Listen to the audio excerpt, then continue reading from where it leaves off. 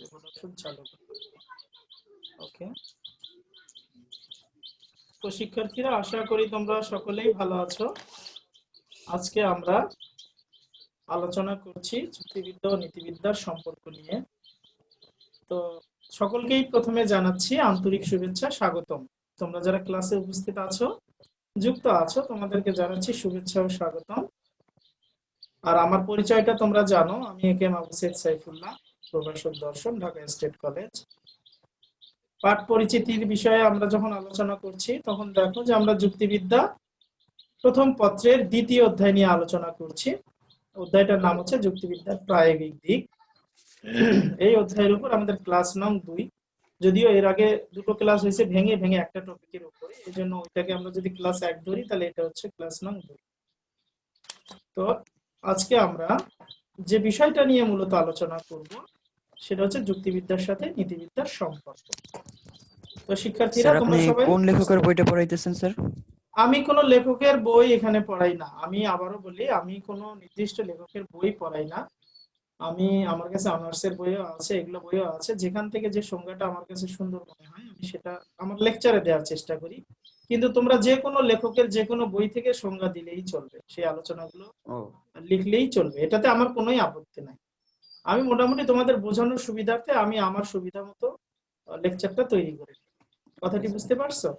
এতে কেউ কোনো নাম্বার কম পাবে না, তোমরা আমাকে বুঝাইতে পারলেই হলো, জি স্যার, লিখতে বুঝতে পারলেই পারছি। হলো। ঠিক আছে? কেউ চাইলে আমার লেখাগুলো তোমরা খাতায় লিখতে পারো বা এগুলোও বলতে জি পারো, স্যার। কোনো আপত্তি নেই। ঠিক আছে? আর তোমরা তোমাদের কাছে যে বইটা সহজ মনে হবে জি তোমরা স্যার। সেটাই করবা। ক্লিয়ার? তাহলে আমরা আজকের মূল আলোচনায় যাব। তোমরা তো যুক্তিবিদ্যা কি সেইটা তো জানো। তো প্রতি আলোচনায় আমরা এটা বারবার তুলে ধরার চেষ্টা করি, যুক্তিবিদ্যা সম্পর্কে হালকা করে ধারণা দেওয়ার চেষ্টা করি, যাতে এটা, যেহেতু তোমরা যুক্তিবিদ্যা বিষয়টাই পড়ছো, এর ধারণাটা তোমাদের সবসময় ক্লিয়ার থাকা দরকার। তো এখানে আমরা অল্প কিছু কথাই এই আলোচনাটা দিব, যুক্তিবিদ্যার ধারণাটা দেওয়ার চেষ্টা করব। যে তোমরা নিশ্চয়ই জানো যুক্তিবিদ্যা হলো ভাষায় প্রকাশিত চিন্তা সম্পর্কিত বিজ্ঞান। এটা তো আমরা সবাই জানি, না? এমনকি কেউ আছো যে জানো না যুক্তিবিদ্যা কি, কি জি স্যার। সম্পর্কিত বিজ্ঞান? এমন কেউ কি আছো যে জানো না যুক্তিবিদ্যা কি নিয়ে আলোচনা করে বা কিসের বিজ্ঞান? এমন বোধহয় কেউ নাই। অন্যরা কোথায় ছেড়ে চলে গেছে? কথাই তো বলতেছে না কেউ। কেন এই অবস্থা কেন? প্রায় আছে সবাই, পার্টিসিপেন্ট তো কিন্তু কথা ঠিকই আছে। বলতেছে না। আচ্ছা, যাই হোক, সমস্যা নাই। তুমি শুনো, তুমি বুঝতে পারলে হবে, অন্যরা নিশ্চয়ই শুনছে। তো আমরা যেটা বলছি যে যুক্তিবিদ্যা হলো ভাষায় প্রকাশিত চিন্তা সম্পর্কিত বিজ্ঞান। যুক্তিবিদ্যার মূল আলোচ্য বিষয় হচ্ছে অনুমানমূলক চিন্তা, আর এই অনুমানের ভাষায় প্রকাশিত রূপ হচ্ছে যুক্তি। অনুমানটা এক ধরনের মানসিক প্রক্রিয়া, আর এর ভাষায় প্রকাশিত রূপ হচ্ছে যুক্তি। তো যুক্তিবিদ্যার মূল কাজ হচ্ছে সত্যের আদর্শকে সামনে রেখে সঠিক চিন্তার কতকগুলো নিয়ম কানুন আবিষ্কার করা, এবং সেই নিয়মগুলো আমাদের শিক্ষা দেওয়ার মাধ্যমে কিভাবে আমরা সত্য ও মিথ্যার মধ্যে একটা পার্থক্য তৈরি করতে পারি, কোন জিনিসটা সত্য কোন জিনিসটা মিথ্যা সেটা কিভাবে নির্ণয় করতে পারি, তার জ্ঞান দান করে হচ্ছে যুক্তিবিদ্যা, বা তার শিক্ষা প্রদান করে যুক্তিবিদ্যা। এজন্য আমরা দেখেছি যে যুক্তিবিদ্যা যেমন আমাদের নিয়ম কানুন শেখায়, তাই সেটা আকারগত বিজ্ঞান, পাশাপাশি সেটা একটা বিজ্ঞান। পাশাপাশি যুক্তিবিদ্যা যখন সেই নিয়মগুলো আমাদেরকে বাস্তবে শিক্ষা দান করে এবং কিভাবে আমরা সত্য ও মিথ্যার মধ্যে পার্থক্য নির্ণয় করতে পারি তারও শিক্ষা দেয়। এই কলা কৌশলটা যেহেতু যুক্তিবিদ্যা আমাদেরকে শেখায়, সেজন্য যুক্তিবিদ্যাকে আমরা কলাও বলতে পারি। তো যাই হোক, এটা মূলত যুক্তিবিদ্যা সম্পর্কে ধারণা। এই ধারণাটা আমরা সবাই জানি, অনেকগুলো ক্লাস হয়েছে ইতোমধ্যে। এ পর্যায়ে আমরা যে ধারণাটা জানি না সেটা হচ্ছে নীতিবিদ্যার ধারণা। আমরা এমনি হয়তো অনেক শুনেছি নীতিবিদ্যা কি বা নীতিবিদ্যা কি নিয়ে আলোচনা করে, নৈতিকতা কি, এই জিনিসগুলো আমরা এমনি সাধারণভাবেই জেনে থাকি, কিন্তু আজকে আমরা একটু ক্লিয়ার করে জানার চেষ্টা করব। ঠিক আছে? জি স্যার। আচ্ছা, তাহলে আমরা প্রথমেই দেখব যে আমরা যেটাকে নীতিবিদ্যা বলছি, নীতিবিদ্যা হলো এর ইংরেজি প্রতিশব্দ ইথিক্স। তাহলে এই দেখো, ইংলিশ গুলো একটু তোমরা মনে রাখার চেষ্টা করবে, এগুলো কিন্তু এমসিকিউ হিসেবে আসে। তো আমাদের এই সামনের পরীক্ষায় এগুলো থেকে এমসিকিউ থাকবে। তো নীতিবিদ্যার ইংরেজি হচ্ছে ইথিক্স। আর এই ইথিক্স শব্দটি আসছে ল্যাটিন শব্দ থেকে, আর ল্যাটিন শব্দটা হচ্ছে ইথিকা। তোমরা লক্ষ্য করবে এর আগে ফিলোসফি শব্দটা আসছে কিন্তু গ্রিক শব্দ থেকে, ফিলোস এবং সোফিয়া থেকে। তেমনি লজিক শব্দটা, যুক্তিবিদ্যার ইংরেজি লজিক শব্দটা আসছে গ্রিক শব্দ থেকে, লজিকই থেকে। কিন্তু নীতিবিদ্যার যে ইংরেজি ইথিক্স, সেই শব্দটা আসছে কিন্তু ল্যাটিন শব্দ থেকে। তাহলে এখানে কিন্তু একটা পার্থক্য আছে, এটা মাথায় রাখবা, এখানে ভুল হওয়া যাবে না। তাহলে লজিক বা ফিলোসফি এই শব্দগুলো হচ্ছে গ্রিক ভাষার শব্দ, আর নীতিবিদ্যার ইংরেজি যে ইথিক্স সেই শব্দটা যে আসছে ইথিকা থেকে, সেই ইথিকা শব্দটা হচ্ছে ল্যাটিন। তাহলে আমরা বলবো লজিক শব্দটা আসছে গ্রিক শব্দ থেকে, তেমনি ইথিক্স শব্দটা আসছে ল্যাটিন শব্দ থেকে। তাহলে সেই ইথিকা থেকে এসেছে, আর ইথিকা শব্দটা আবার, এই ল্যাটিন শব্দটা আবার আসছে গ্রিক শব্দ থেকে, গ্রিক শব্দ ইথিকোস থেকে। অর্থাৎ এখানে তিনটা ধাপ। প্রথমে হচ্ছে ইথিক্স শব্দটা হচ্ছে ইংরেজি, সেটা আসছে ল্যাটিন ভাষা থেকে, ল্যাটিন ভাষাটা হলো ইথিকা। আর সেই ইথিকা যে ল্যাটিন ভাষাটা, সেটা এসেছে আবার গ্রিক শব্দ থেকে, এবং সেই গ্রিক শব্দটা হচ্ছে ইথিকস, যেটা বোঝাচ্ছে রিলেটিং টু ওয়ানস ক্যারেক্টার, মানে কোনো ব্যক্তির বা একজনের চরিত্রের সাথে সম্পর্কিত এই ইথিকস শব্দটা। আবার অনেকে বলে যে এই শব্দটা আসছে ইথোস থেকে, যেটা হচ্ছে ক্যারেক্টার বা মরাল নেচারকে বোঝায়, অর্থাৎ আমাদের চরিত্র বা নৈতিক প্রকৃতি যেটা, সেটাকে বোঝায়। তো যেখান থেকেই আসুক আমরা এটুকু মনে রাখার চেষ্টা করব যে ইথিক্স শব্দটা আসছে প্রথমে ল্যাটিন শব্দ ইথিকা থেকে, আর সেই ল্যাটিন ইথিকা শব্দটা আবার এসেছে গ্রিক শব্দ ইথিকোস বা ইথোস থেকে। তো এই উৎপত্তির দিক থেকে আমরা যদি ইথিক্স শব্দটার অর্থ বিশ্লেষণ করার চেষ্টা করি, তাহলে সেটি দ্বারা আসলে বোঝাচ্ছে আমাদের চরিত্র, আচরণ বা নৈতিকতার তাত্ত্বিক আলোচনা। অর্থাৎ আমাদের আচরণ সম্পর্কিত যে আলোচনা, নৈতিকতা সম্পর্কিত যে আলোচনা, চরিত্র সম্পর্কিত যে আলোচনা, সেটাই মূলত নীতিবিদ্যার কাজ। তাহলে নীতিবিদ্যা মূলত এই নৈতিকতা বা এই আচরণ নিয়ে আলোচনা করে। তাহলে আমরা সহজভাবে বলতে পারি যে নীতিবিদ্যা আমাদের আচরণ নিয়ে আলোচনা করে। ঠিক আছে? জি স্যার। আচ্ছা, তাহলে আমরা এক কথায় যদি বলি, আমরা বলবো নীতিবিদ্যা কি নিয়ে আলোচনা করে, বা নীতিবিদ্যা কিসের বিদ্যা? নীতিবিদ্যা হচ্ছে মানুষের আচরণের বিদ্যা। আচরণ নিয়ে নীতিবিদ্যা আলোচনা এবং মূল্যায়ন করে। আলোচনা করা হয়। হ্যাঁ, তাহলে আমরা জেনেছিলাম যুক্তিবিদ্যা কি নিয়ে আলোচনা করে। যুক্তিবিদ্যা আলোচনা করে চিন্তা নিয়ে। আর এখানে আমরা পেলাম নীতিবিদ্যা আলোচনা করে আচরণ নিয়ে। চিন্তাটা একটা জিনিস, আচরণটা কিন্তু আলাদা জিনিস। চিন্তাটা আমরা মাথায়, অভ্যন্তরীণ বিষয়, মাথার মাধ্যমে করে থাকি না, মস্তিষ্কের মাধ্যমে। আর আচরণটা আমরা বাহ্যিকভাবে আমাদের কথাবার্তা যেটাই হোক সব দিক দিয়েই করে থাকি, তাই না? মুখভঙ্গি, অভিনয়, হাতের নাড়াচাড়া, সব বিভিন্ন মাধ্যমে আমরা আমাদের আচরণটা বুঝিয়ে দিতে পারি। অর্থাৎ আচরণ মানে সহজভাবে বলা যায় আমরা যে কাজগুলো করে থাকি বাস্তবে। ঠিক আছে? তাহলে আমরা এই দুটো জিনিস স্পষ্টভাবে জানবো।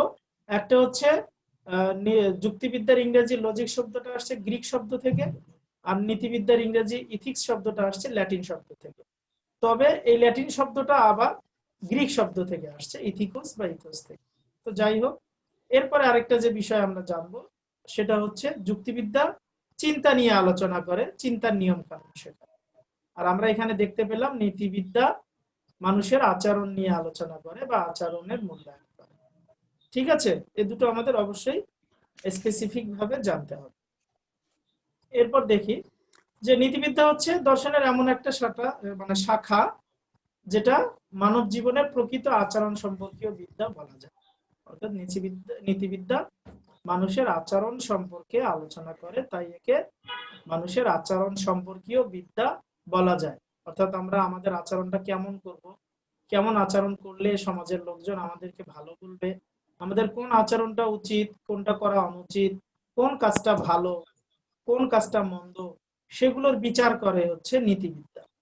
এবং নীতিবিদ্যা আমাদের কিছু নিয়ম কানুন শেখায়, যেগুলোর সাহায্যে আমরা আমাদের আচরণটাকে সঠিক পথে আনতে পারি। তাহলে এই জিনিসটা আমরা মোটামুটি বুঝতে পেরেছি, তাই না? আচ্ছা, তাহলে আমরা বলবো নীতিবিদ্যা হলো আচরণ সম্পর্কীয় বিদ্যা। এটা সমাজে মানুষের আচরণের ভালো মন্দ, ন্যায় অন্যায়, উচিত অনুচিত ইত্যাদি নিয়ে আলোচনা বা মূল্যায়ন করে। আর অন্যদিকে আমরা জেনেছিলাম যুক্তিবিদ্যা মানুষের চিন্তা নিয়ে আলোচনা বা মূল্যায়ন করা। আচ্ছা, এবার আসো আরেকটা বিষয়, সেটা হচ্ছে এই যে নীতিবিদ্যা যেটাকে আমরা বলছি, সে মানুষের কোন ধরনের আচরণ নিয়ে আলোচনা করে। আসলে মানুষের আচরণ হয় তিন ধরনের, একটা ঐচ্ছিক, একটা অনৈচ্ছিক, আর একটা হচ্ছে ইচ্ছা নিরপেক্ষ আচরণ। তাহলে ঐচ্ছিক আচরণ কি তোমরা বলতে পারবা? নিজের ইচ্ছা না যেটা স্যার। আচরণ হ্যাঁ, করবে। তুমি তোমার ইচ্ছায় আজকের ক্লাসে যুক্ত হয়েছো, তোমাকে হয়তোবা কেউ বাধ্য করে নাই। যদি এরকম কিছু ঘটে যে কেউ তোমাকে বাধ্য করছে না, যে কাজটা তুমি তোমার নিজের ইচ্ছায় নিজের বিবেকের থেকে করছো, সেটা হচ্ছে ঐচ্ছিক কাজ, ঐচ্ছিক আচরণ। ঠিক আছে? জি স্যার। তারপরে দেখো অনৈচ্ছিক আচরণ। অনৈচ্ছিক আচরণটা হচ্ছে তুমি বাধ্য হয়ে করছো, তোমাকে বাধ্য বাধ্য হয়ে করা করতে হচ্ছে। হচ্ছে। যদি আমরা বলি যে আগামী অমুক দিন তোমাদের পরীক্ষা দিতেই হবে, তোমার ইচ্ছা থাকুক না থাকুক তোমাকে পরীক্ষায় অংশগ্রহণ করতে হচ্ছে, তাহলে এই ধরনের জি আচরণ স্যার। অনেক সময় হয় অনৈচ্ছিক, অর্থাৎ তোমার ইচ্ছার বাহিরে তোমাকে যে কাজটি করতে হয় সেটা হচ্ছে তোমার অনৈচ্ছিক আচরণ। আর আরেকটা আচরণ আমরা অনেক সময় করে থাকি, সেটা হচ্ছে ইচ্ছা নিরপেক্ষ আচরণ। এইটা কি বলতে পারবা? ইচ্ছা নেই তবুও ওটা করা লাগবে, তাই না? ইচ্ছা নিরপেক্ষ অর্থাৎ তোমার ইচ্ছা আছে কি না আছে এটাও তুমি জানো না, আবার তোমাকে কেউ বাধ্যও করে না, তাহলে সেটা কোন ধরনের কি রকম আচরণ? সেটা হচ্ছে ইচ্ছা নিরপেক্ষ ইচ্ছা আচরণ। নিরপেক্ষ। দেখো তোমরা অনেকেই বসে আছো, আছো না, আমার সাথে ক্লাস করছো, তাই তো? জি স্যার। আচ্ছা, তোমরা আমার ক্লাসেই মনোযোগী, এটা আমি জানি। কিন্তু তোমাদের মধ্যে নিজেই চিন্তা করে দেখো, অনেকে কিন্তু পা নাড়াচ্ছ, এটা কি তুমি ইচ্ছাই করছো না বাধ্য হয়ে করছো? ইচ্ছাও না বাধ্য হয়েও না। হ্যাঁ, এই ধরনের আচরণটা যেটা তোমার সচেতনতার বাহিরে, তুমি চিন্তাও করছো না, কিন্তু এই আচরণটা আপনা আপনি হয়ে যাচ্ছে তোমার অভ্যাসের বশে, এই ধরনের আচরণগুলোকে বলা হয় ইচ্ছা নিরপেক্ষ আচরণ। আমাদের মধ্যে অনেকেই আছে ফোনে যখন কথা বলে, রাস্তা দিয়ে হাঁটে, তো সামনে যত গাছের পাতা আছে ছিঁড়তে ছিঁড়তে চলে যায়। ওর ইচ্ছা থাকুক জি ওর স্যার। ইচ্ছা না থাকুক, ও বাধ্য হোক না হোক, অভ্যাস আছে কথা বলতে বলতে এদিকে গাছের পাতা ছেঁড়া, এই ফুটবলের মতো রাস্তার যে প্যাকেট পড়ে থাকে, যে কলার খোসা পড়ে থাকে সেগুলোকে লাথি মারা। অনেকে ভুলে তো ইটকেও লাথি মেরে বসে, তারপরে আবার লাফাইতে লাফাইতে চলে যায়। তো এইরকম বিষয়গুলো যে যেটা আসলে ইচ্ছা নাই আমাদের, আবার যেটাকে আমাদের কেউ বাধ্যও করছে না, তারপরেও আমরা কিছু আচরণ আছে করে ফেলি। তো এই আচরণগুলোকে বলা হচ্ছে ইচ্ছা নিরপেক্ষ আচরণ।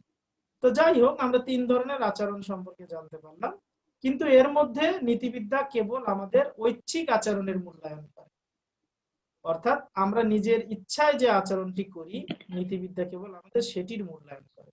আমরা যদি অনৈচ্ছিক বা বাধ্য হয়ে কোনো আচরণ করি, বাধ্য হয়ে কোনো কাজ করি, তাহলে সেটার তো ভালো মন্দ উচিত অনুচিত বিচার করা মুশকিল, তাই না? তোমাকে হয়তো কেউ বাধ্য করেছে একটা খারাপ কাজ করতে, তাহলে সেই খারাপ কাজের জন্য তোমাকে যখন আমরা বিচার করতে যাব, মূল্যায়ন করতে যাব, তখন কি সম্পূর্ণ দোষ তোমার উপর আমরা দিতে পারি? পারি না, কারণ তুমি তো বাধ্য ছিলে, তোমাকে কেউ না কেউ বাধ্য করেছে, ভয় দেখিয়ে জোর করে, যেটাই হোক। তো ওই ধরনের আচরণের মূল্যায়ন নীতিবিদ্যা করে না। আবার যে আচরণটা ইচ্ছা নিরপেক্ষ, তোমার সচেতনতার বাহিরে হচ্ছে, সে আচরণটার মূল্যায়নও নীতিবিদ্যা করে না। নীতিবিদ্যা তাহলে সেই আচরণের মূল্যায়ন করবে যেটা হচ্ছে তুমি নিজের ইচ্ছাই করছো, কেবল সেটার জন্যই তোমাকে শাস্তি দেওয়া যায়, বা সেটার জন্যই তোমার আচরণটাকে ভালো মন্দ ন্যায় অন্যায় উচিত অনুচিত বলা যায়। কিন্তু যে আচরণটা তোমরা ইচ্ছাই করছো না, যে আচরণটা অনৈচ্ছিক বা ইচ্ছা নিরপেক্ষ, সেই আচরণটার মূল্যায়ন নীতিবিদ্যা করে না।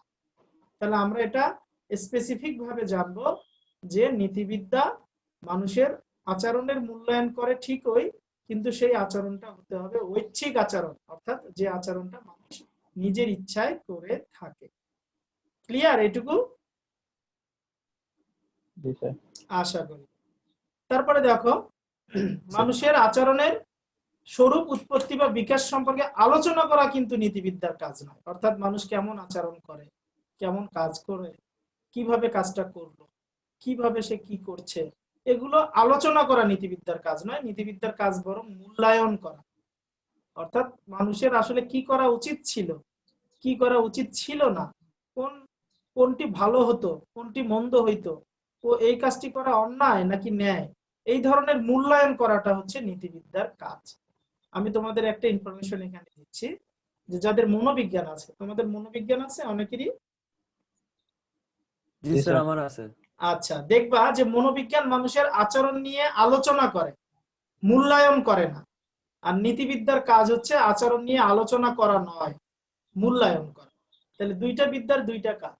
মনোবিজ্ঞান মানুষের আচরণ নিয়ে আলোচনা করে, আর নীতিবিদ্যা মানুষের আচরণের মূল্যায়ন করে। তো আমরা যখন ক্রিকেট খেলা দেখি বা ধারাভাষ্য শুনি, তোমরা জানোই তো যে মাঠে কিভাবে ক্রিকেট খেলছে ধারাভাষ্যকাররা সেটা কি করে, বর্ণনা করে, তাই না? আমাদের ধরো অনেকেরই টেলিভিশন নাই, আমরা দেখতে পাচ্ছি না, বা স্টেডিয়ামেও নাই, তখন আমরা কি করি, রেডিওর মাধ্যমে শোনার চেষ্টা করি।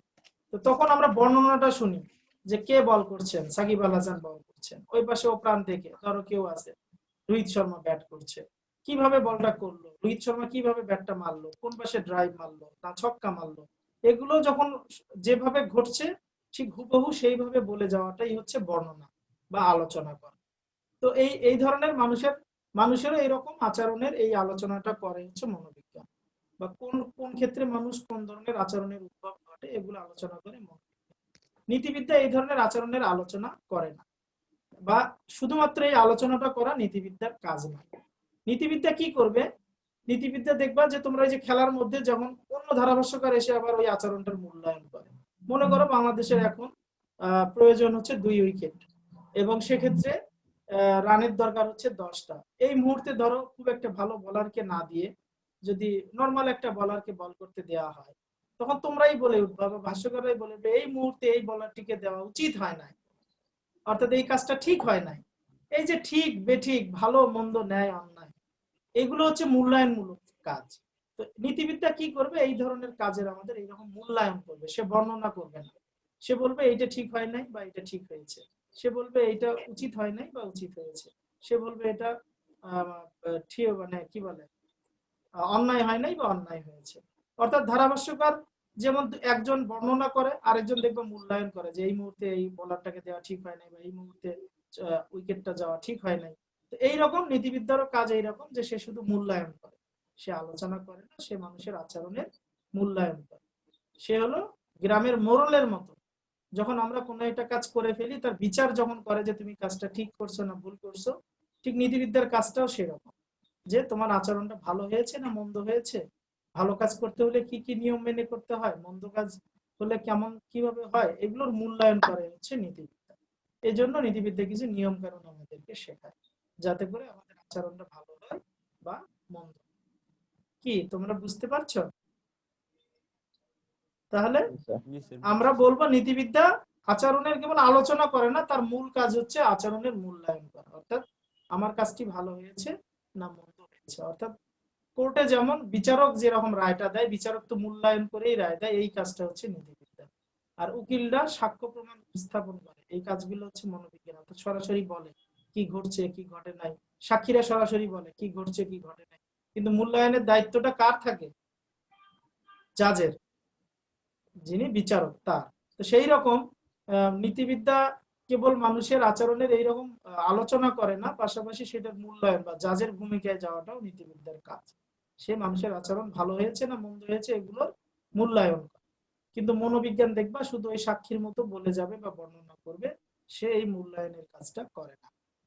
তো যাই হোক, আমরা এটুকু বলবো যে নীতিবিদ্যার মূল কাজ হচ্ছে মানুষের আচরণের মূল্যায়ন করা। আর এক্ষেত্রে নীতিবিদ্যার আদর্শ হচ্ছে নৈতিকতা, অর্থাৎ নৈতিকতার আদর্শের আলোকে মানুষের আচরণ ভালো না মন্দ, ন্যায় না অন্যায়, উচিত না অনুচিত, এগুলোর বিচার করে হচ্ছে নীতিবিদ্যা। ঠিক আছে? হুম। জি স্যার। আচ্ছা, আমরা এটা মনে রাখবো। আর আমরা এক কথায় আমরা যে সংজ্ঞাটা শিখবো সেটা হচ্ছে, আমরা সংক্ষেপে বলবো।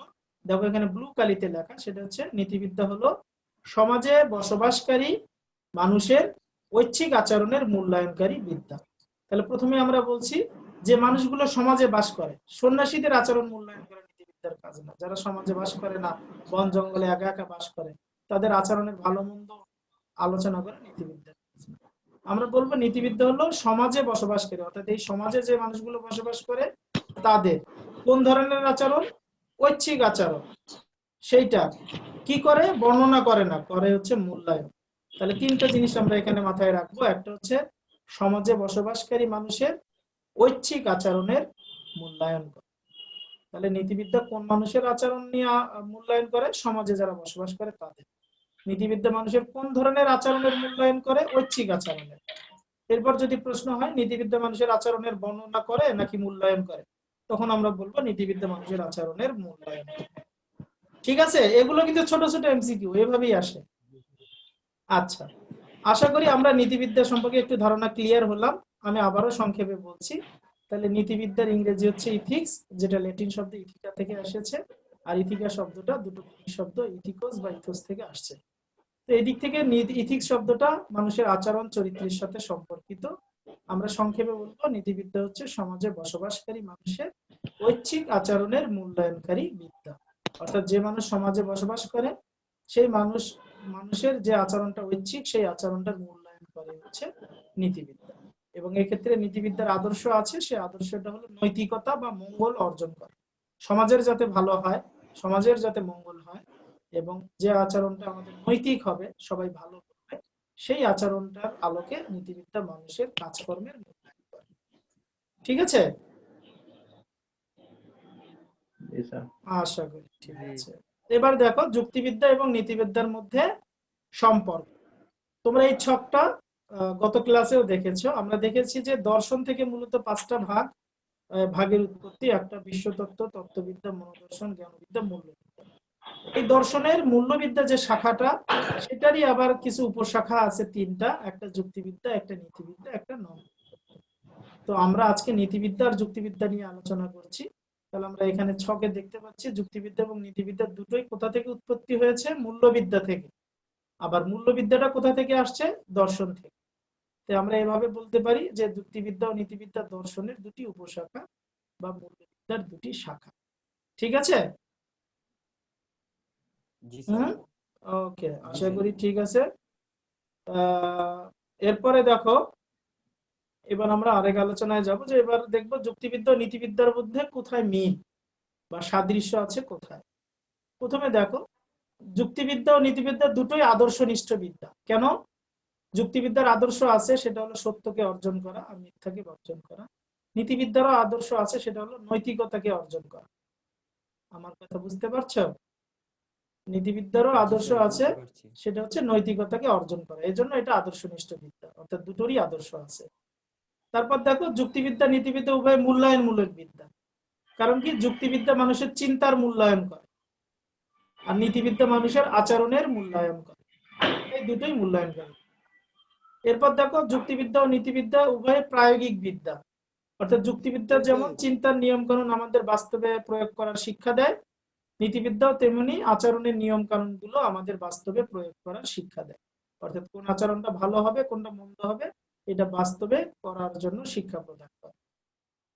তারপরে দেখো, যুক্তিবিদ্যা নীতিবিদ্যা উভয় মানুষের ভুল ভ্রান্তির সংশোধন করে। ভুল ভ্রান্তির সংশোধন কিভাবে করে? মানুষের চিন্তার ভুল হলে তার সংশোধন করে যুক্তিবিদ্যা। আবার নীতিবিদ্যাও কি করে? মানুষের আচরণের ভুল হলে সেগুলোর সংশোধন করে। এখানেও মিল আছে। আবার যুক্তিবিদ্যা ও নীতিবিদ্যা উভয় দর্শনের উপশাখা, তাই না? দুটোই জন্ম হয়েছে দর্শন থেকে, এটা আমরা জানি, এটা একটা মিল। তারপরে যুক্তিবিদ্যা নীতিবিদ্যা উভয়ই মানব কল্যাণের পথ দেখায়। অর্থাৎ মানুষ যাতে সত্য অর্জন করতে পারে, সত্য কথা বলতে পারে, এটা তো মানুষের জন্য কল্যাণ, সমাজের জন্য কল্যাণ। এই শিক্ষাটা যুক্তিবিদ্যা দেয়। যুক্তিবিদ্যা মানুষের কল্যাণ করতে চায়। একইভাবে নীতিবিদ্যাও মানুষের কল্যাণ করতে চায়। কিভাবে? সে মানুষের আচরণগুলোকে মূল্যায়ন করে এবং বলে যে ভালো আচরণ করো, কোনটা ভালো আচরণ, সেভাবে আচরণ করো, কোনটা উচিত হবে সেটাই করো। তাহলে এভাবে উভয় বিদ্যায় মানুষের মানব কল্যাণের পথ নির্দেশ করে। কি বুঝতে পেরেছ? আচ্ছা, এবার দেখবো যুক্তিবিদ্যা আর নীতিবিদ্যার মধ্যে পার্থক্য, অমিল বা বৈসাদৃশ্য গুলো কোথায়।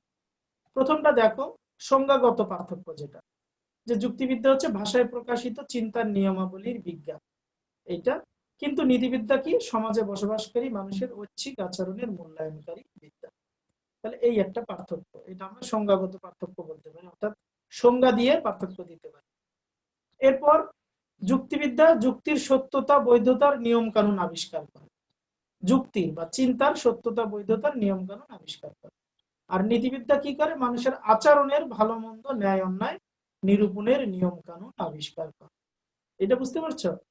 যুক্তিবিদ্যা চিন্তার নিয়ম কানুন আবিষ্কার করে সহজ কথায়, আর নীতিবিদ্যা মানুষের আচরণের ভালো মন্দ, ন্যায় অন্যায়ের নিয়ম কানুন আবিষ্কার করে। এই দুইটা এখানে একটা পার্থক্য। এরপর আরেকটা পার্থক্য দেখব, যুক্তিবিদ্যা মানব চিন্তার ত্রুটি নির্ণয় করে এবং সেটা সংশোধন করে বা পরিহারে সাহায্য করে এবং শেখায় কিভাবে সঠিক চিন্তা করতে হয়। অন্যদিকে নীতিবিদ্যা কি করে? নীতিবিদ্যা মানব চিন্তার নয় বরং মানব আচরণ কাজের ত্রুটি নির্ণয় করে, সংশোধন করে এবং সঠিক পথে চলতে শেখায়। তাহলে যুক্তিবিদ্যা চিন্তার ভুল ত্রুটি নির্ণয় করছে, সংশোধন করছে, আর নীতিবিদ্যা মানুষের আচরণের ত্রুটি নির্ণয় করছে এবং সংশোধন করছে। আরেকটি পার্থক্য দেখো, সেটা হচ্ছে যুক্তিবিদ্যার মূল আলোচ্য বিষয় হলো চিন্তা বা অনুমান, অর্থাৎ চিন্তা বা অনুমান নিয়ে আলোচনা করা হলো যুক্তিবিদ্যার কাজ। আর নীতিবিদ্যার মূল আলোচ্য বিষয় হলো মানুষের ঐচ্ছিক আচরণ, অর্থাৎ মানুষের আচরণ নিয়ে আলোচনা করা নীতিবিদ্যার কাজ। তাহলে চিন্তা নিয়ে আলোচনা করে যুক্তিবিদ্যা, আর আচরণ নিয়ে আলোচনা করে নীতিবিদ্যা। আশা করি এই পার্থক্যটা তোমরা বুঝতে পেরেছো। এরপর আরেকটা পার্থক্য, সেটা হলো দেখো যে যুক্তিবিদ্যার যে আলোচ্য বিষয় চিন্তা বা অনুমান, সেটা আসলে মানসিক প্রক্রিয়া। এগুলো মানুষের অভ্যন্তরীণ দিকের প্রতিফলন, অর্থাৎ এই মানসিক প্রক্রিয়াটা এটা তো চিন্তায় সংগঠিত হয়, চিন্তাটাকে বাইরে দেখানো যায় না, বাইরে প্রকাশ করলে সেটা যুক্তি হয়ে যায়। কিন্তু প্রথমে সেটা ঘটে আমাদের মাথায়, চিন্তা। এটা এই জন্য বলা হয় এটা অভ্যন্তরীণ দিকের প্রতিফলন, চিন্তা বিষয়টা।